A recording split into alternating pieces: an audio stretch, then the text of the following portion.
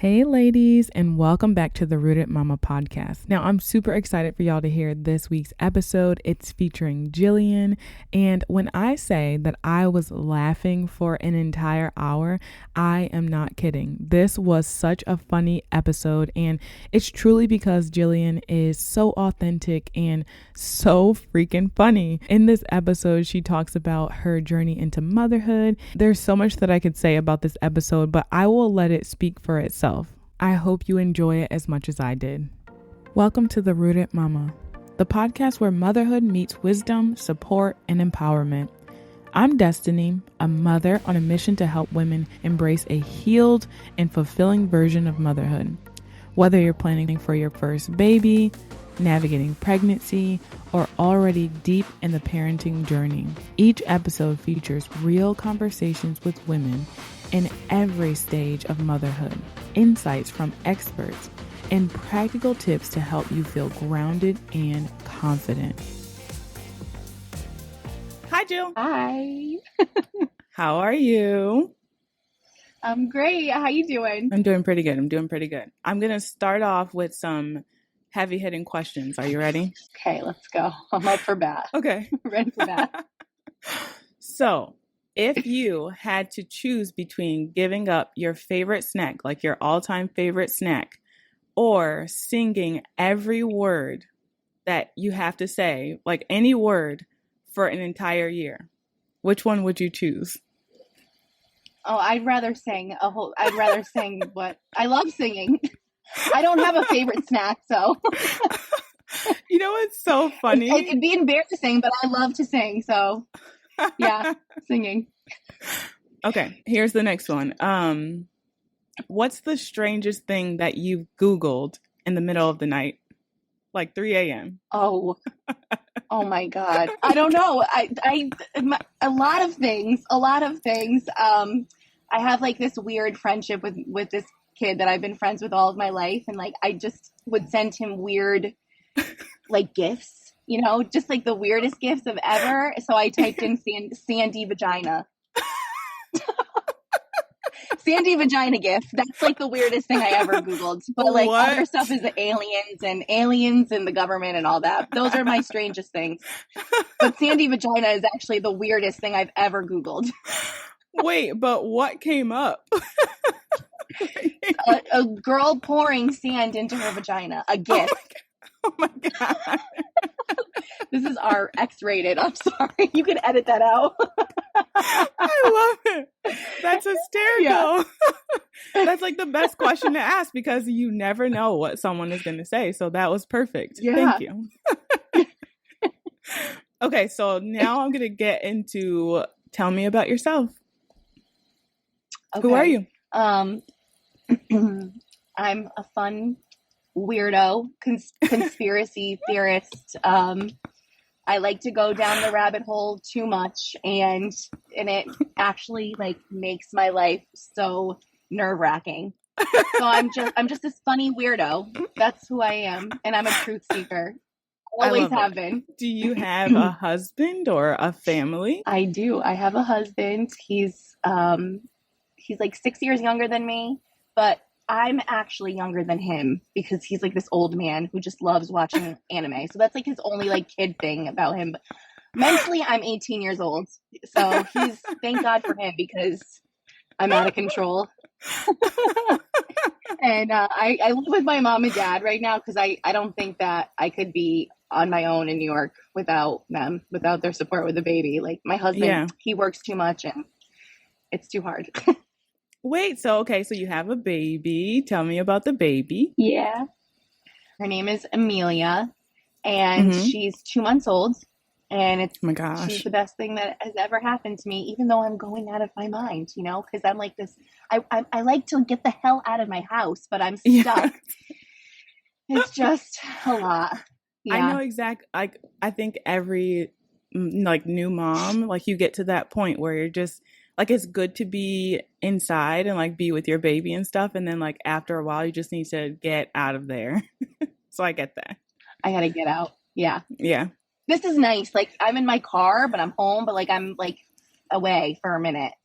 Yes, I get it. Yeah.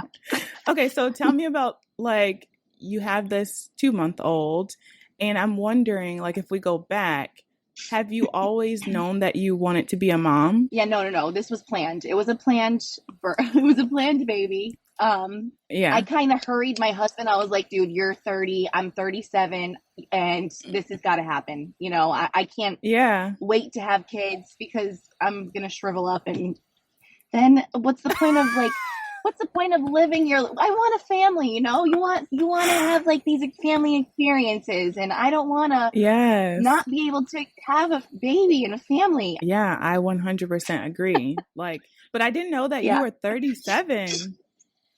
I just turned 37 in December, and my husband just turned 31. Okay, so you always knew, and then y'all tried. And was it like when you tried, did you get pregnant right away, or did it take some time?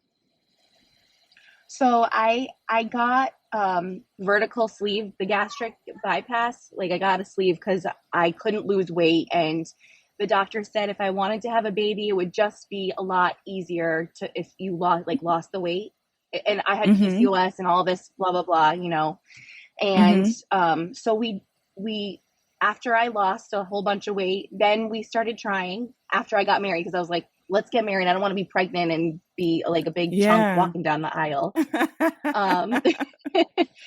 So right after we got married is when we started trying.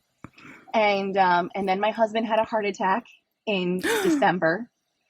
Oh my goodness. So we got married at the end of September, and then we were trying for a little bit, and December came around. December 5th, he had a heart attack. Oh my gosh. And then we had to stop trying. And then a month afterwards we started. And then February, I was pregnant at the end of February. Okay. So it was pretty quick. So then you're pregnant. And so I'm wondering, so you always knew that you wanted to have a baby, like you guys were gearing up. And I guess I'm leading up to kind of like what you knew about pregnancy going into it. Like, what did you kind of already know?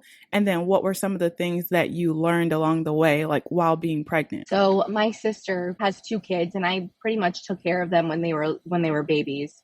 But I didn't really have any expectations of being a pregnant person other than besides being like, oh, I'm going to get fat. I'm going to want to eat stuff. And like, after I lost all this weight, you know, yeah, I wasn't really thinking. I watched all these videos on, you know, TikTok and Instagram, and I just didn't really have any. Everybody's different, so I wasn't sure what to really expect besides just being like kind of miserable in summer. Yeah, I feel like what you're saying is like so common, you know, like that's exactly the case. Like you kind of like know what it generally looks like, and you know, like most of the time people are complaining about, you know, whatever the weight gain or like the other symptoms, but other than that, it's just kind of like, well, let's see what happens once it happens. Yep. Let's see what happens. Oh, like, okay, holy, so I'm going to get that freak pregnancy nose. You know, that's like, I was nervous about the big pregnancy person nose. I didn't get it, but that's what I was like waiting for. I'm like, oh, my ankles to be swollen. I didn't have any of those symptoms. Well, that's good. I feel like you looked great when you were pregnant. You look great the whole time. I mean, honestly, for a long time, you didn't look pregnant. Yeah, I know. That's what everybody was saying. But boom, like once like 7 months hit, then there was Humpty Dumpty there. Okay, so you kind of like stumbled into it pretty much. And then as you were going through, like, how did you choose your provider? Like, did you go through word of mouth? Did you already have this person? Like, were they already your doctor? How'd you go about that? So a friend of mine just like suggested it, my OBGYN, they were so great. And so I went there. I've been going there, and there, obviously when you go to the gyno, you have to see like all the people, you know, all the doctors that are there, because you don't know who's going to birth you, you know? Yeah. So the one that I didn't really want to birth me ended up birthing oh, me. No, you're like spoiler alert. Yeah, she wasn't like, you know, I'm like fun, and she was just very serious, and you know, I was like, what the hell, this lady has no personality, and like she looks at me funny, and I know I'm gonna get her when I have this baby. I know she's gonna be the one, and she was. I jinxed it, you know, but she was great. How many of them are there in the practice? There's 4 ladies. Okay. 4 So or you 5. had to see. Was there someone that okay, so you picked one that you was preferred, obviously. That's how you kind of come into the practice. And then did you Yeah. see her more often than the others? No, I saw her once. She's like the most busiest one. Okay. Yeah. What was a typical visit? What did it look like? So remember, the people that are listening to this are probably like women who like aren't pregnant, who don't know anything about it. So I've been like diving into the kind of like the details of kind of like what to expect. So if you go to the doctor, like what did some of your visits look like? Did you always have an ultrasound? Like, did you have to take tests? Like that kind of stuff. So if you remember, yeah, it's like if you remember kind of like what was the routine of your prenatal care? Like what did it look like? Because I'm older, I had to go like all the time, and then I'd have to do NSTs, which was like a non-stress test. So they would hook me up to something, and I would just lay there and, you know, watch her heart rate, make sure she was active and everything was good. And what else? When did they start the non-stress test? Was it like throughout the whole pregnancy, or was it at the end? It was like in the middle. That's when they started it, because I'm 36 and geriatric lady. Oh my gosh. I can't believe they're still doing that. Like, yeah, I know. And then I didn't get an ultrasound all the time. It was like every couple weeks, you know, and sometimes I wanted to see what she looked like, but she was facing all these different ways, and I didn't get to see her her face all the time. And then when I would, she looked like a freak. So I was like, oh my God, I'm going to have this scary looking baby. And it was stressing me out. My whole pregnancy, I had this freaky looking kid. I died with these ultrasound pictures, because there's a lot of people who have nice ultrasound pictures, but mine looked like a little gremlin baby. I feel like, so when she came out, I was like, hallelujah. Yeah. Well, no, it's so funny because like, I know you're thinking that you're crazy, but it's just like so common. You know, a lot of people are freaked out by ultrasound pictures, and like they just don't give the right image sometimes. And especially like depending on the bone structure or like the eye sockets of your genetics, it will look way worse on an ultrasound than what is reality. Yeah. Well, she didn't look anything like those pictures. So I was like, oh. I was telling the nurses during delivery, I was like, oh, there's always like plastic surgery. Like if her nose is like, because the nose was like huge, and I was like, oh my God. They're like, you're already thinking about that. I'm like, yeah, I'm so sad, because kids are so mean to each other. You know, kids are so mean, and I don't want her to be bullied. Yes. And she's beautiful. Yeah. Thank God. That is so funny. I would love her regardless. I just think about like other kids being so mean. Yeah. No, she's totally beautiful. So I'm glad that didn't work out. Okay, so I know I sound like a horrible mom.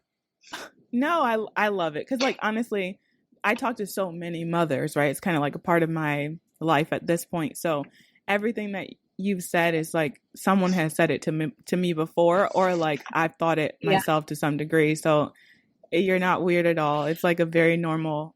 Ultrasounds are so freaky. Yeah, definitely. Okay, so I'm wondering if you did any sort of like birth classes or like breastfeeding support, anything like that before the birth. No. Nothing. I just went in like blindly. Okay. And did you look into anything like on the internet, or was it just kind of like what's going to happen is going to happen? Well, I really just went in what's going to happen. It was just like TikToks after TikToks, and, you know, and Instagrams. Honestly, I wish I like learned about breastfeeding beforehand. I wasn't thinking anything about, I thought it was going to be easy to stick my freaking boob in her mouth and call it a day. But no, it is nothing like that. It is. So ladies, if you are thinking about breastfeeding, be prepared beforehand. I think, you know, that you should be prepared, because your nipples are nothing like those bottles. They are not. it's a totally different system. Like even the way the baby sucks is different on a bottle than on breast. It's totally different. And you're Yep. not, again, it's like, it's a common thing. It's the reason why I'm doing this podcast. Like you don't know until you get on the other side. And then it's like trial by fire. Like you already have to keep this person alive and you're trying to like Yeah. look it up and like keep them alive at the same time. So it's like so much harder to go in that way. But I wonder, like, just because I know how open you are, I wonder why. Like, why did you go into it just thinking it was going to be a breeze? I don't know. Like, you know, my sister, she refused to breastfeed her kid. She thought it was like weird and like she wasn't like she wasn't into it or whatever. Mm-hmm. And I mean, Yeah. I thought I was like doing this great thing by collecting like the colostrum because I heard it was such a good idea to have and like be prepared when they're sick. And so I was collecting all this colostrum and it took forever. You know, it took forever. I was squeezing the hell out of my nipples to get like I can't believe you even got anything out. Up. Yeah. I did. I would fill up the little hack of things, you know, and it would take like, I'm not even kidding. I would sit there for 3 hours to fill this little vial up. And I would do it every day. Oh my God. Yeah, because they were saying colostrum's so good. You could put it on their skin and their hair. And I'm like, okay, I got to collect this stuff. So I did for 2 weeks straight. It's so interesting to me to hear like, okay, so obviously I'm like deep in birth world and like pregnancy and all this other stuff. I'm deep in it. So like sometimes it's hard for me to kind of know what the average woman knows anymore. Like I guess I just, not that I assume that they know nothing and I don't assume they know everything, but it's kind of like, I don't know how to gauge it anymore. But I guess what I'm trying to say is it's always odd, the things that like make it to the surface, if that makes sense. Like, okay, so you said you didn't really know very much, right? You're just kind of like stumbling into it. You're not alone. So many women are like that. It's like, that's like the trend. But it's always hilarious, or not hilarious, just kind of like weird to me when I hear the things that like trickle to y'all. So this was the thing, like colostrum, that stick with collecting. Our heads, like yeah, like well, or like somebody got like that, somebody got that word out to you, and then that's what you were doing. And I'm like, but what about all the other stuff? Like, why didn't the other stuff get, you know? But it's not you, right. It's not the women. It's just kind of like this information is really blocked. And, you know, I don't know why. Like, I don't know if someone benefits from women not knowing this stuff, but I just feel like there's a wall where there's so much useful information that unfortunately mothers don't get access to until they have to like go through it. Whereas like beforehand, you'll get like these random spurts of like colostrum is good, or, you know, don't cut the cord right away, or like just random facts. And I'm like, where's all the other stuff that goes along with this? Like, where's all the other stuff? I know. Okay, so you're like squeezing your boobs. Like, squeezing the heck out of my, like when I, like during my pregnancy, I didn't really like, I don't want to sound like kind of jerky, but like, I just wanted her out of me. I don't want to even think about like doing it, like giving birth and, you know, like I tried to do like hypnobirthing and like learning about the breathing, but I'm like, I can't take it. I'm so impatient. I just want her to get the hell out. Yeah, I get it. It's very common. You get to the point where you're ready for her to get out. And how far along were you when you went into labor? So it was like 39, 40 weeks. Where were you? I want to say I was like 40. So my due date was November 3rd, but I had her on the 8th. Okay. So I had that group strep thing. I didn't even know you can get strep throat in your vagina. And I was like, what the hell is this? I felt like, what is going on? Yeah. And, you know, that there's so much misinformation and so much scare tactics on the internet. Like, you don't know what the hell to believe. Yeah. And it's so stressful. I was having the best sleep ever. Okay. The best sleep ever out of my whole pregnancy. This is the night where my water decides to break. And I was pissed because I was so happy sleeping. I want to clarify. So group B strep is what you're talking about. And Yeah.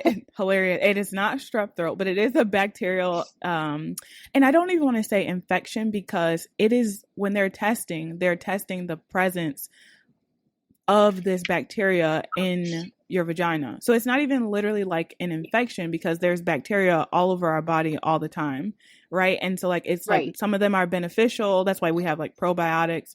Some of them are beneficial, some of them are not. So when they do this test, they will check to see if it's there because it has the potential to harm the baby.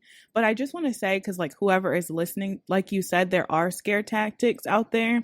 And the chances of a baby like dying from group B strep in like 2024 with all the medical advancements and stuff is like super, super low. But the standard medical world will not say that. They will not tell you that. So typically what happens, what Jillian is saying, is that they will want you to have IV antibiotics as soon as you go into labor because they're trying to kill this bacteria off before the baby has to come through the vaginal canal. But the weird thing is that you often will get tested for strep.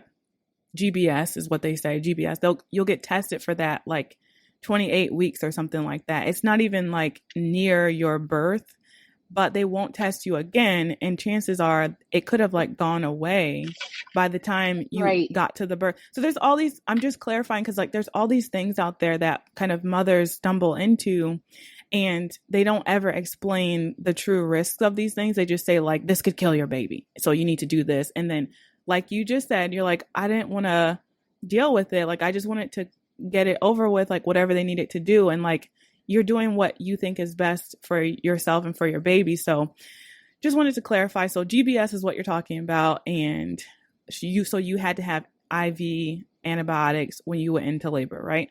And then you said your water broke, which is another level because when your water breaks, now the baby is in theory exposed to this and you got to rush. So, okay, so go on. Yep. I know where you are.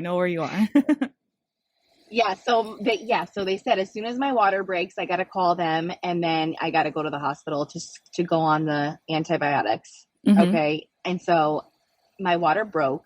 I called and they said, come in, I asked them if I could shower first because I was gross and like in shock. Yeah. I was like, I'm ready. Yes. It's time. No, like when you're girl, like when the water breaks, it is so like traumatic. Like most of the time, like it's so extreme. Like I've seen women say that it trickles. Extreme. It's so extreme, especially if you're sleeping. Yeah. I was not expecting that. I didn't think, because some people are like, I don't know if my water broke or what, but my water gushed. It broke and I was like, I peed the bed or what is this? Like, did my water break? No, it did. It definitely did.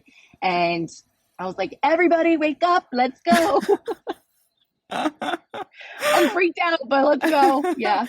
Okay, so you took a shower and I got to the hospital and, I was in this room for so long. I swear, like your water it was just gushing. I kept like, my water kept like breaking or whatever the heck was going on. I'm like, I did not know it was like this. I was just going to keep gushing water. I was just pee. I like pee everywhere I was walking. I'm like, oh my God, this is so disgusting. Wait, you didn't put on a diaper? No, they don't. Yeah, no, they didn't tell me this. I didn't hear any of this in like TikTok that this was what it was like. They keep those details to themselves. So they're, the best story ladies, ever. just so you know. But finally, they confirmed that my water broke, and they started the IVs in me, the penicillin, and I was like, oh, I please God, like you want to do the right thing for your baby and for yourself. So they started you on the antibiotics. Was it through the IV? Yeah, they put it in my wrist, or they put it somewhere in my. Yeah. Okay. So you got the IV. They checked you, and like they said, okay, you have to stay. Now, did you have any contractions at this point, or was it just your water broke? Just my water broke, so I didn't have any contractions. So then did they I got there at 12:30. Sorry.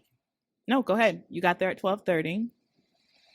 Oh yeah, no, my water broke at 12:30. I got there Uh-huh. at 1:30. So Okay. I was in that like little like waiting room, but like a little like room patient room Mm-hmm. for maybe like 2 hours just to make Mm-hmm. sure that it was confirmed that my water did break and that they gave me the penicillin.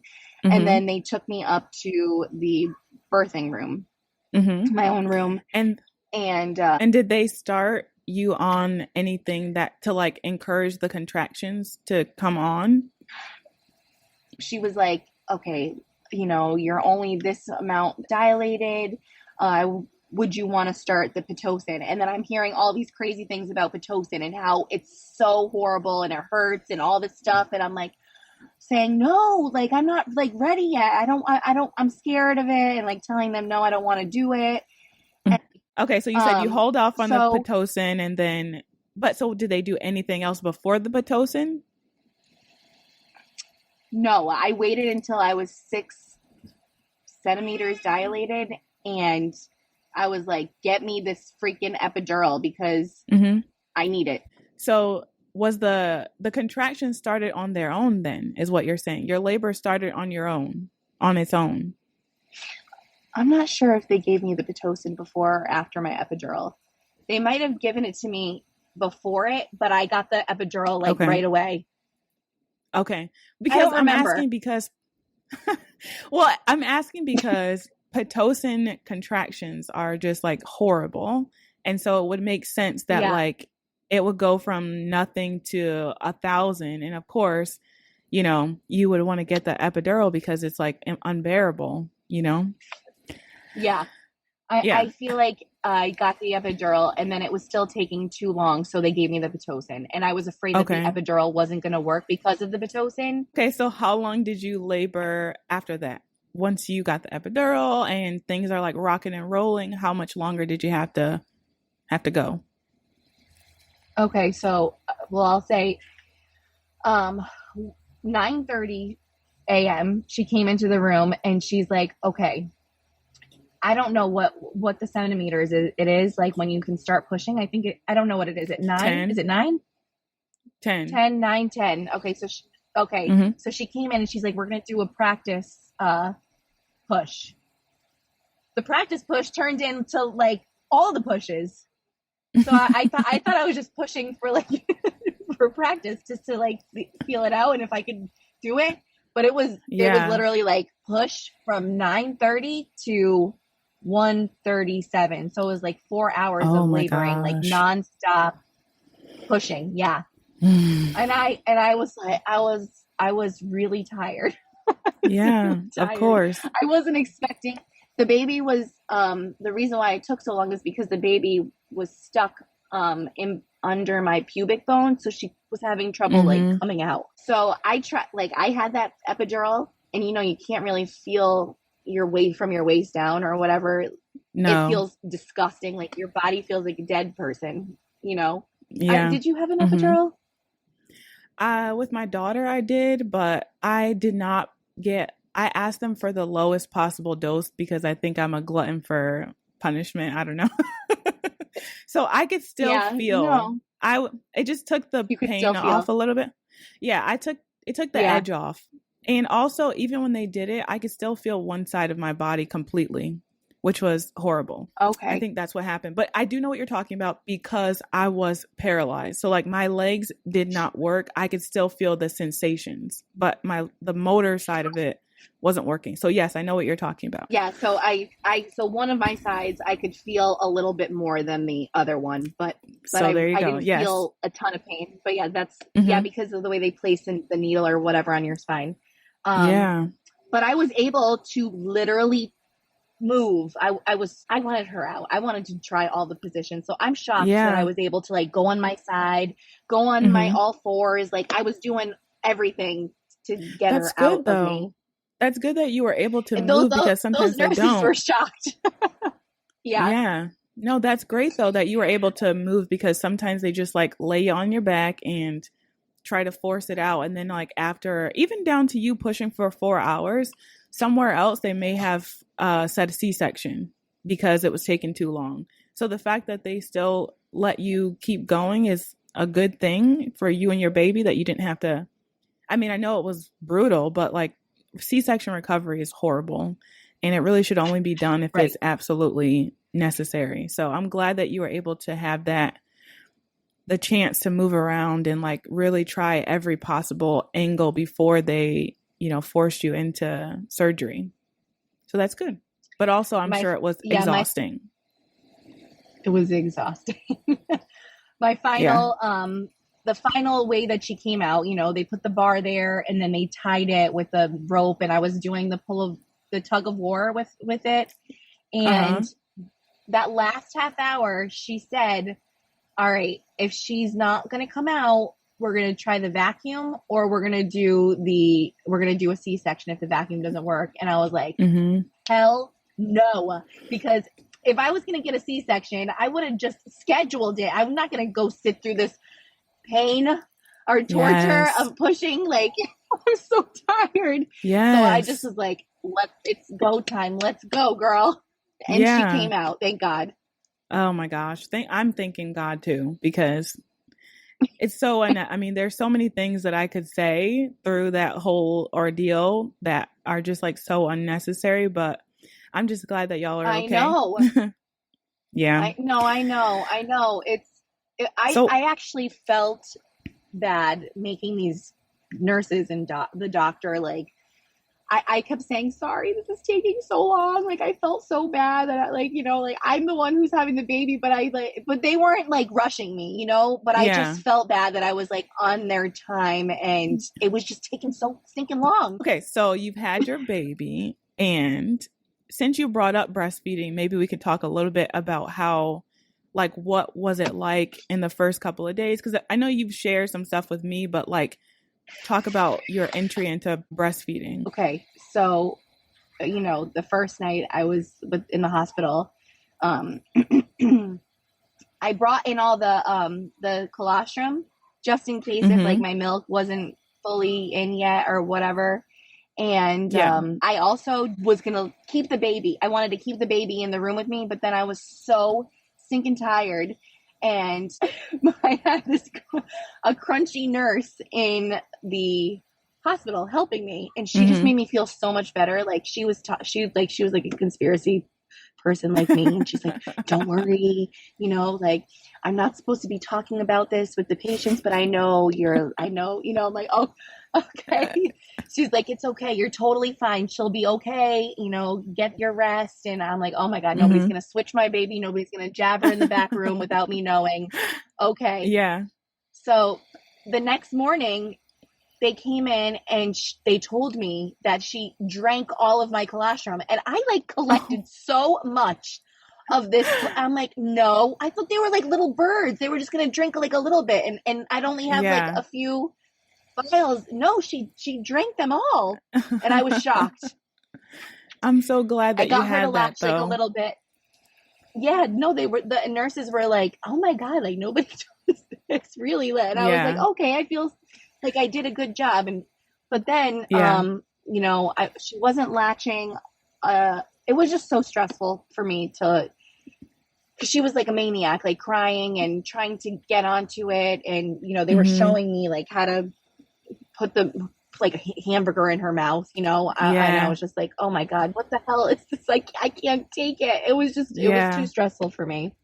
Yeah. So they asked me if I wanted to use the donor milk, and I think about this, like, whose donor milk am I using? I was like, yeah, please. Like, I want her to drink this milk, but who the heck knows whose milk she was drinking and what they, they tested. Still better than formula.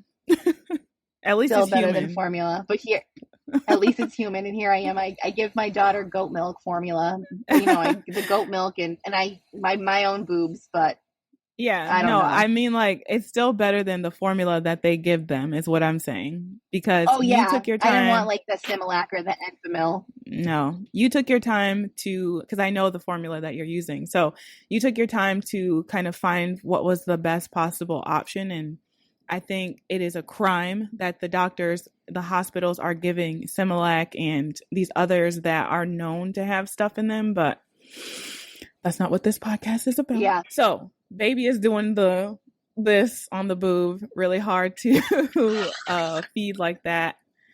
And you ended up giving her the donor milk. And then I know the stories, like when you went home, you were still trying and she was having a lot of trouble latching still. So then you found was it Bobby first? The formula that you tried first? It was Bobby? It was Bobby.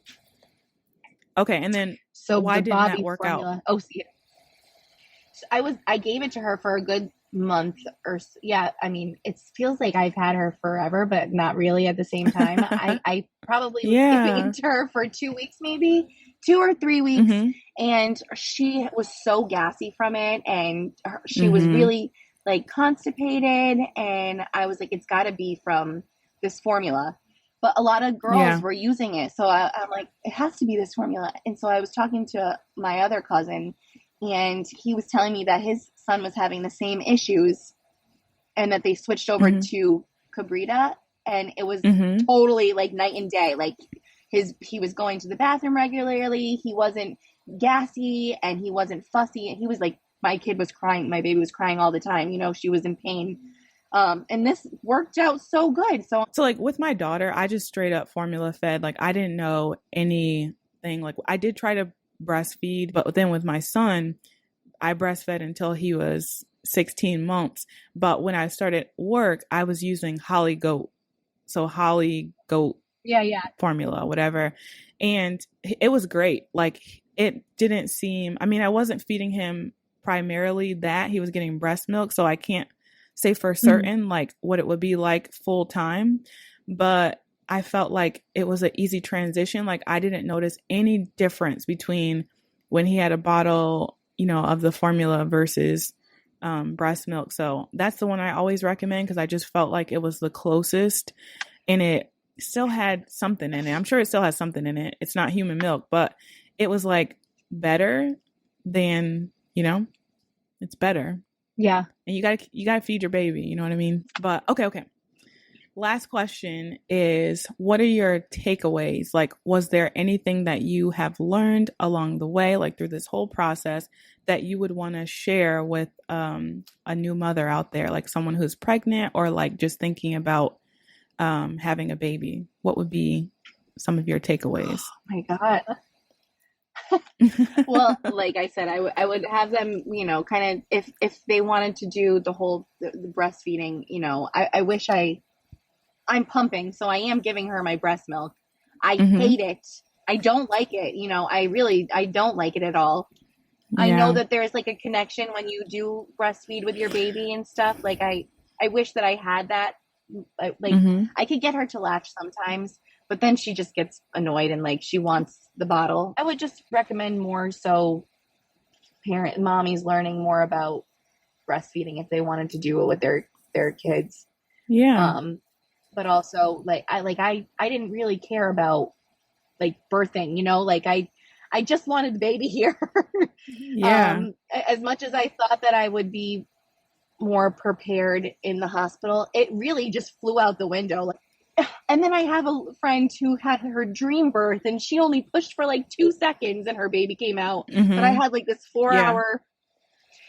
So nothing goes as planned. So just for any mommy who's having a baby, like it might not go as planned. Yeah. I mean, I think it's hard because things don't go as planned, but at the same time, there are things that I could predict as someone who knows a lot about this that would predict the outcome that you had with your birth. Okay, so I wanted to pause here because in the original interview, I went on somewhat of a tangent about all of the ways that I could have predicted Jillian's outcome in her birth.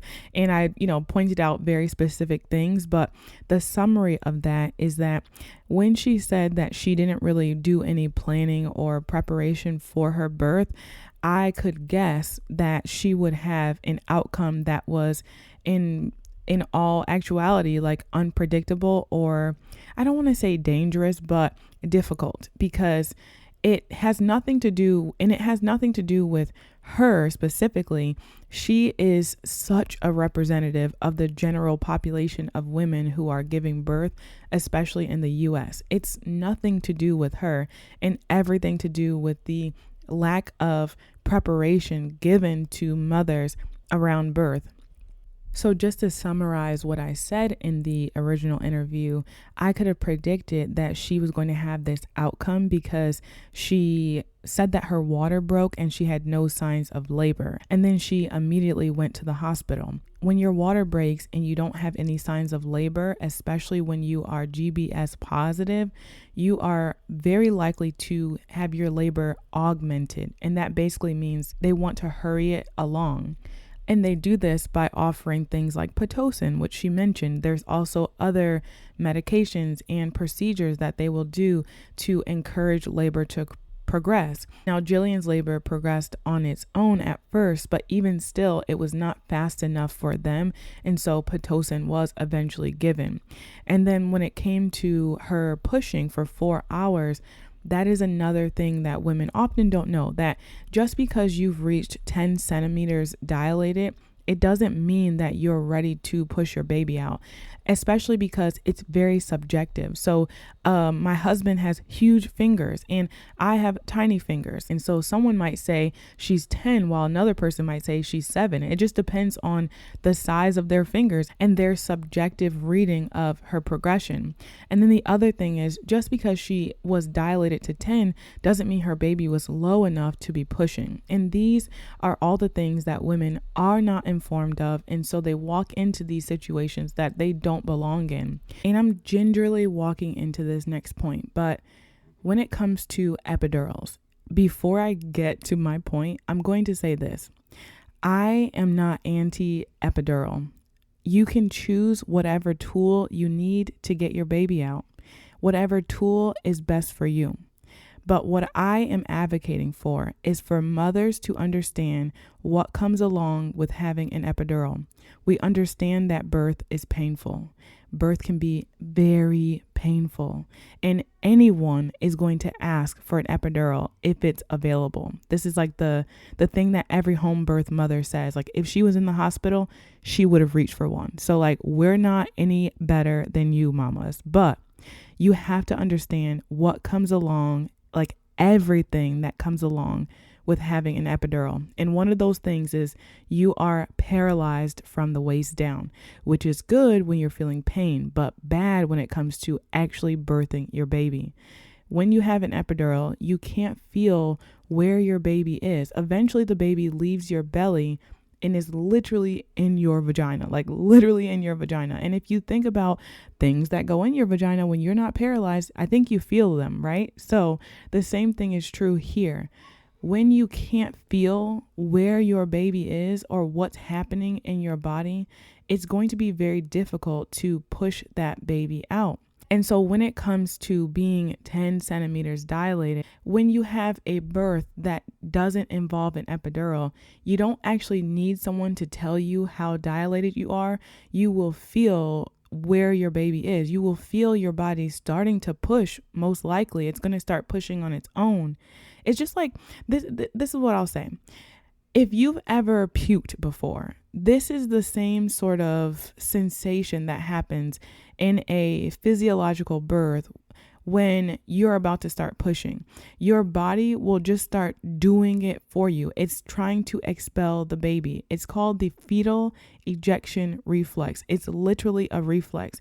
And when you have an epidural, your body may still feel this thing, but you aren't feeling it. So you don't know what's happening. You're very detached. And so again, I'm not trying to deter anyone away from an epidural or even bash anyone who chooses it, but you must understand what comes along with this. So if you choose to have one, you're going to be dependent on the monitors and the staff to let you know when you're ready to push. And you have to have the wherewithal to be able to ask them, what position is the baby still up high 10 centimeters? Is the baby crowning? Like, you need to know some of those key words to be able to understand, is it really time for me to push? I hope that is helpful because it's such a challenging topic to have because there's so much emotion around epidurals and not epidurals and who's stronger and all that stuff. But I just wish that women were a little bit more informed about all of the risks that are associated with that. that are outside of like back pain and like the medical stuff, getting an epidural doesn't take you off the hook for being an active participant in your birth. And it would be beneficial for women to learn exactly how epidurals really interfere with the birth process, because it does. And if you know it does and you still want one, you can work around it. You can use it as a tool and not as a savior, if that makes sense. Okay, let's get back to the episode. Well, I just needed to say it because like this is why they're here. This is why they're at this podcast, to like hear these things that people often don't hear. You know, they don't hear this stuff. So like you just hear the other stories, and then at the end of it, you could walk away and say, well, you know what? Anything could happen. But I'm like, I could have predicted this from the moment you said you didn't learn anything about birth. I could have predicted how your birth was going to be at the end of it. Right. Yeah. So this is why it's so important. My main concern for me was they all these like, the crunchy mommy posts and like all this stuff. Like I was just hearing that they like forced you to do things in the hospital that you didn't want to do. And all these doctors come in the room, or like pediatricians come in the room, and they try to get you to sign up, and like they want you to do like, that was my, like, I'm thinking about vaccines and like making sure my baby is good on that. But nobody came in my room. I sounded like I think I sounded like a little crazy to the doctors, like to like my OB. I'm like, they're gonna come in my room and they're gonna try to make me do something that I don't want. And they're like, nobody does. They're like, nobody does that. So there's a lot of, like I said, there's a lot of fear tactics or scare tactics that they do. I'm like to my husband, I'm like, babe, you don't let anybody talk you into doing anything with our baby. Like, make sure if I'm out of it, you say no, and that we already have somebody. Like, that was my main concern. I wanted her out, and I wanted to protect her from, anything foreign. Yeah. Afterwards. Yeah, I know what you mean. And like, that's good insight, because there are like, even for me, like there are people that are using the same scare tactics in the opposite direction. So it's like, they'll do this and this and this. And it is true in certain places, like certain hospitals are more aggressive than others, but most of the time it is not as intense as people make it seem.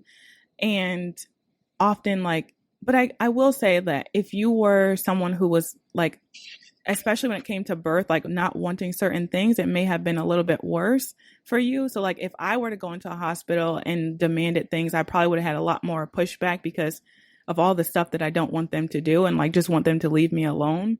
But like there were certain things that you were okay with, so it wasn't like a big deal. Like you were okay with the antibiotics. Well, you weren't okay, but like you were willing to let them do it. So like if you didn't want those things, you might face a little bit more pushback. But especially when it comes to your baby, it's such a blessing that you didn't have that pushback, because some people, they'll like threaten CPS and all this other stuff. So it just depends on the hospital. But it sounds like you went to a place that was like ideal for what you were trying to accomplish. So that's a win. That's good. Well, thank you, Jillian. This has been probably the best and hilarious story that I've heard in a while. I'm happy. Thank you for tuning into The Rooted Mama. I hope today's episode left you feeling inspired, supported, and a little more rooted in your own motherhood journey. If you enjoyed this episode, be sure to subscribe, leave a review, and share it with another mama or mama-to-be. Remember, motherhood is a journey best shared, so let's keep growing together. Until next time, stay strong, stay supported, and stay deeply rooted.